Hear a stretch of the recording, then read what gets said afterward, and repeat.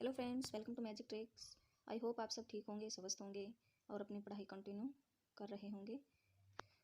तो चलिए आज करते हैं हम हरियाणा के भौगोलिक स्वरूप का जो नेक्स्ट पार्ट बच गया था हमारा। हमने जो पहले किया था उसमें हमने कहाँ तक शिवालिक तक कवर कर लिया था। एक बार मैं फिर से बता देती हूँ, शिवालिक का जल्दी जल्दी से रिवाइज करवा देती हूँ। मैंने बताया था कि जो हमारे डॉक्टर जसवीर सिंह भूगोल करता है, उन्होंने अपनी पुस्तक एग्रीकल्चर ज्योग्राफी ऑफ हरियाणा में जो उसको हरियाणा के भौगोलिक भाग को कितने भागों में बांटा, 8 भागों में बांटा भौगोलिक क्षेत्र को। तो उनमें से 8 भागों में से कौन कौन से हैं, फर्स्ट हमने कवर कर लिया था शिवालिक श्रेणियाँ, जिनको हम बाह्य हिमालय कहते हैं।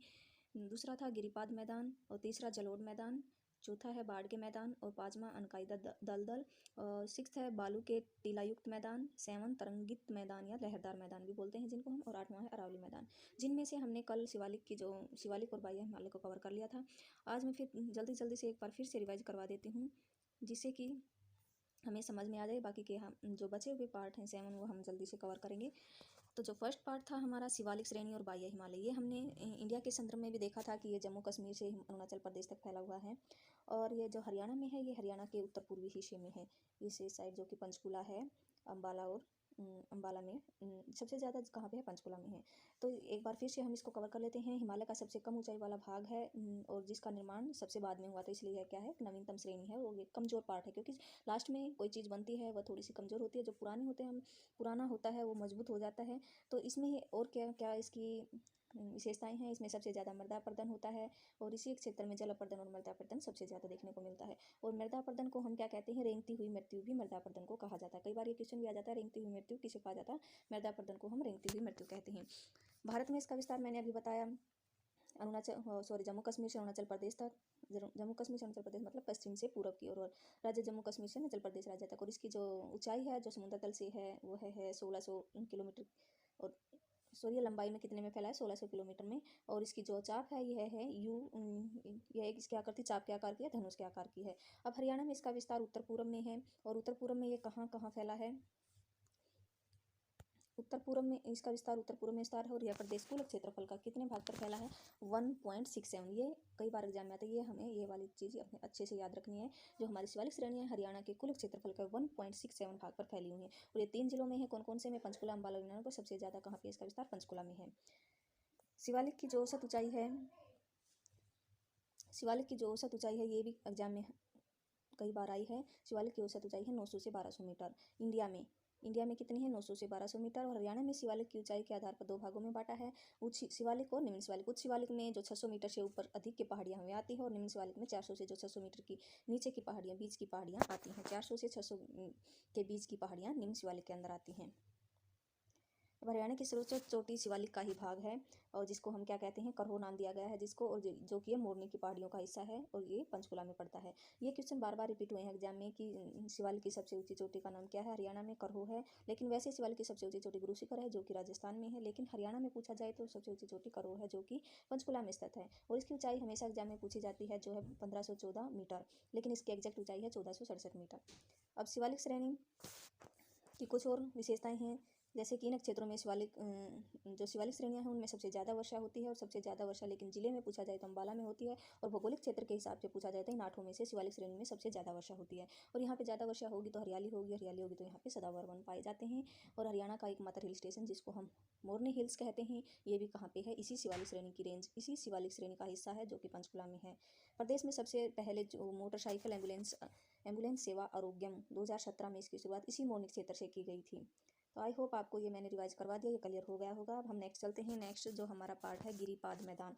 अब गिरिपाद मैदान हमने देखा था कि जो हमारी जो शिवालिक रेंज है, वो भारत में कहाँ से, पश्चिम से पूर्व की तरफ फैली हुई है। और इसके नीचे जो बहुत से कंकड़ पत्थर हैं, जो कि इससे जो नदियाँ निकलती हैं शिवालिक रेंज से, कंकड़ पत्थर और मैदान है। और इन्हें जो नीचे की तरफ, जो दक्षिण में जो शिवालिक अगर नीचे की तरफ है तो कौन सा हिस्सा हुआ, शिवालिक का दक्षिण हिस्सा। और इसी दक्षिणी हिस्से में जो मैदान, उनको हम गिरिपाद मैदान कहते हैं। तो शिवालिक के नीचे जो नदियाँ बहती हैं, शिवालिक से पहाड़ियों से जो नदियाँ निकल के आती हैं, उनका जो पानी का बहाव होता है वो बहुत तेज होता है, जिससे कि ये कंकड़ पत्थर अपने साथ बहा ले आती हैं। कुछ कंकड़ पत्थर यहाँ पे इकट्ठे हो जाते हैं और कुछ को ले जाती हैं, और टूट फूट कर वे मैदान बनाती हैं। वे नदियाँ जाके जो कंकड़ पत्थर, उनका मतलब चूरा हो जाता है, जो बाद में रेती में तब्दील हो जाता है, और इन्हीं से हमारे मैदानों का निर्माण होता है। तो इसलिए जो शिवालिक की जो दक्षिण में है, जो गिरिपाद में, गिरी का अर्थ होता है पर्वत, और पाद का मतलब होता है पैर, पर्वत पैर, और जो हमारे पैर होते हैं वो दक्षिण में होते हैं। तो गिरिपाद मैदान कहाँ पे हैं? गिरिपाद मैदान है दक्षिण में स्थित, और कहाँ पे है? शिवालिक। शिवालिक मतलब शिवालिक श्रेणी क्या है? पर्वत है, तो पर्वत पैर मतलब पर्वत पैर, शिवालिक के पैर, शिवालिक के जो पैरों में मतलब नीचे दक्षिण की तरफ इनके विस्तार है। तो शिवालिक श्रेणियों में दक्षिण में इसका स्थित है, और इनका निर्माण बड़े कंकड़ पत्थरों से हुआ है, क्योंकि जहाँ यहाँ से शिवालिक से बहुत जो भी नदियाँ निकलती हैं वो अपने साथ कंकड़ पत्थर बहा के ले आती हैं, और जिससे कि ये मैदानों में कंकड़ पत्थर से इनका निर्माण हुआ है। और इनका ज़्यादातर विस्तार कहाँ पे है? इनका ज़्यादातर विस्तार है 3 जिलों में है, जहाँ पे शिवालिक का विस्तार है वहीं पे कहाँ क्या होगा? गिरिपाद मैदान होंगे। तो क्योंकि उनके दक्षिण में ही है पंचकुला, अंबाला, यमुनानगर, लेकिन ये पूरे जिलों में नहीं फैले हुए हैं, ये जिलों के कुछ भागों में फैले, जैसे यहाँ ये हमारे इस हरियाणा के ऐसे उत्तर पूर्वी हिस्से में हैं ये तीनों जिले। तो ये हैं तीनों जिले के कुछ भाग मतलब कुछ पट्टी में फैले हुए हैं गिरिपाद मैदान, और ये जो पट्टी है ये है 25 किलोमीटर चौड़ी पट्टी में गिरिपाद मैदान फैले हुए हैं। और इनकी औसत ऊंचाई है वह है 300 से 375 मीटर। तो ये कई बार एग्जाम में आ जाती है, औसत ऊंचाई हमें हर मैदान की याद रखनी है, 300 से 375 मीटर। और यहाँ पे क्योंकि कंकड़ पत्थर बहुत ज़्यादा होते हैं तो ये उपजाऊ नहीं है, ये अनउपजाऊ मैदान है। और इन मैदानों में बहने वाली जो नदियाँ हैं, इन मैदानों में बहने वाली जो नदियाँ हैं, जो जल लेके आती हैं, उनको पहाड़ी भाषा में चो कहा जाता है। इन मैदानों में बहने वाली नदियों के जल को क्या कहा जाता है? पहाड़ी भाषा में चो। ये भी टिटो क्वेश्चन आया हुआ है एग्जाम में कई बार। तो इन मैदानों में जो गिरिपाद मैदान है उनकी में जो नदियाँ बहती हैं, उनको जो जल लेके आती हैं, उनको पहाड़ी भाषा में हम चो कहते हैं। तो नेक्स्ट है हमारा जलोढ़ मैदान। अब जलोढ़ मैदान क्या होते हैं? तो नदियों के जल के द्वारा बहाकर लाई गई मिट्टी से जो निर्मित होते हैं उनको हम जलोढ़ मैदान कहते हैं। अब यहाँ पे जो नीचे कंकड़ पत्थर हुए तो हो गए गिरिपाद मैदान, लेकिन जो नीचे हमारी जो नदियाँ हैं वो रेत जो बिल्कुल बारीक चूरा लेके आते हैं, जिनसे हमें रेत से जो निर्माण होता है मैदानों का, उनको हम जलोढ़ मैदान कहते हैं। और इन्हीं का विस्तार सबसे ज़्यादा है हरियाणा में। तो औसत ऊंचाई इनकी है 220 से 280 मीटर। और नदियों द्वारा जो मिट्टी बहाकर लाई जाती है इन मैदानों में वह 2 प्रकार की होती है। एक होती है नवीनतम जलोढ़ मिट्टी, एक पुरानी जलोढ़ मिट्टी। जो नवीनतम जलोढ़ मिट्टी है वो बारहमासी नदियों द्वारा बहाकर लाई जाती है। बारहमासी नदियाँ कौन सी होती हैं? जो पूरे साल भर बहती रहती हैं, जैसे कि यमुना नदी है। और जो पहले बहाकर लाई गई थी, जो नदियाँ आज नहीं लाई जाती, जिस मिट्टी को मतलब पहले बहा के लाया गया था नदियों के द्वारा, लेकिन आज नहीं लाया जा रहा, तो वो पुरानी जलोढ़ मिट्टी कहलाती है। और यह नवीन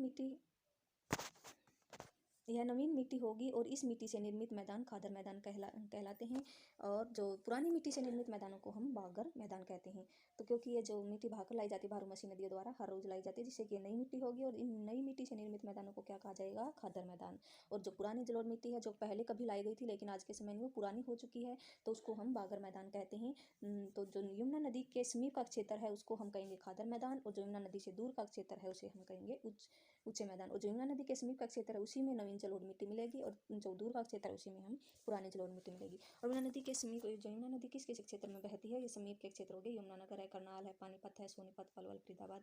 इन 6 जिलों से में जो मिट्टी पाई जाती है वो नवीनतम जलोढ़ मिट्टी होती है। और जैसे यमुना नदी से दूर के जो मैदान हुए, जैसे कि हिसार है, जींद है और रोहतक है, इनमें जो मिट्टी पाई जाती है वह पुरानी जलोढ़ मिट्टी पाई जाती है। आई होप आपको यहाँ तक क्लियर हो गया होगा। नेक्स्ट चलते हैं। नेक्स्ट है बाढ़ के मैदान। जो हमारा 4th पॉइंट है वो बाढ़ के मैदान। अब बाढ़ के मैदान कौन से होते हैं? इनके तो नाम से ही हमें क्लियर है कि जो नदियों का पानी जब बरसात होती है तो नदियों में बहुत सारा पानी इकट्ठा हो जाता है, जिससे कि हमारे उसके आसपास के एरिया में बाढ़ के रूप में तब्दील हो जाता है। तो नदियों के बाढ़ के पानी द्वारा निर्मित मैदानों को बाढ़ का मैदान कहा जाता है। और ये हम एग्जाम में क्वेश्चन आते हैं कि 3 नदियाँ हमारे हरियाणा में बाढ़ का मैदानों का निर्माण करती हैं। एक है यमुना, दूसरी घग्गर और तीसरी मारकंडा। और यमुना नदी द्वारा जो बाढ़ के मैदान बनाए जाते हैं उसके आसपास के एरिया में उनको तो हम बाढ़ के मैदान ही कहते हैं। निचले क्षेत्र में बनाए जाते हैं क्योंकि नीचे पानी हमेशा ऊपर से नीचे की तरफ जाता है, इसलिए हम इनको निचले मैदान भी कहते हैं।